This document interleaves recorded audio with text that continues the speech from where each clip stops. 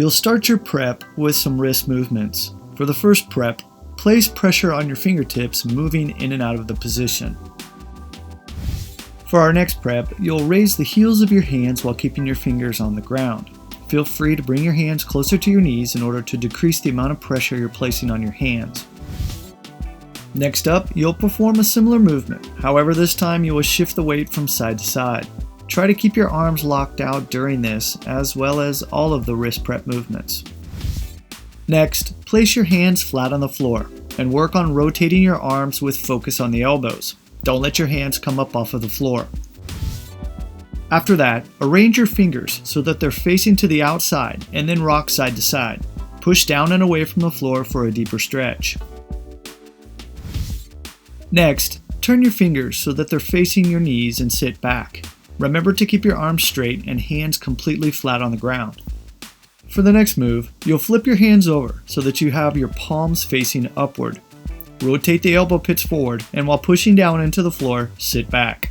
Pull your hands closer to your knees if you're having trouble with this one. This next move is similar to before. However, this time you will rotate your arms with palms facing upward. The focus should be on the elbows.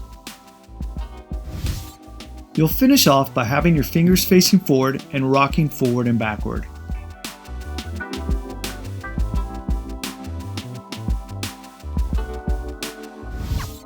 The next prep movement is a good one if you're already comfortable being upside down against the wall. With your butt pressed against the wall, focus on pushing your chest outward while keeping your arms locked out and pushing down away from the floor. This is a great shoulder opener. Your next shoulder prep can be done on an elevated surface like a box, chair, or table. The first version will have your arms straight, pushing away from the chair while pulling your chest downward.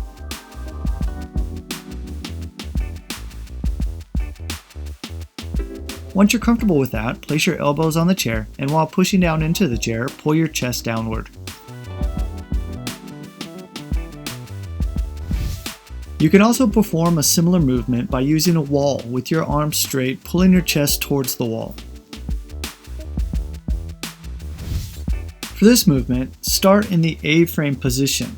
Push down and away from the floor, then let yourself come out of the position by pulling your shoulders towards your hips. Be sure to breathe throughout the movement, keeping your arms completely locked out.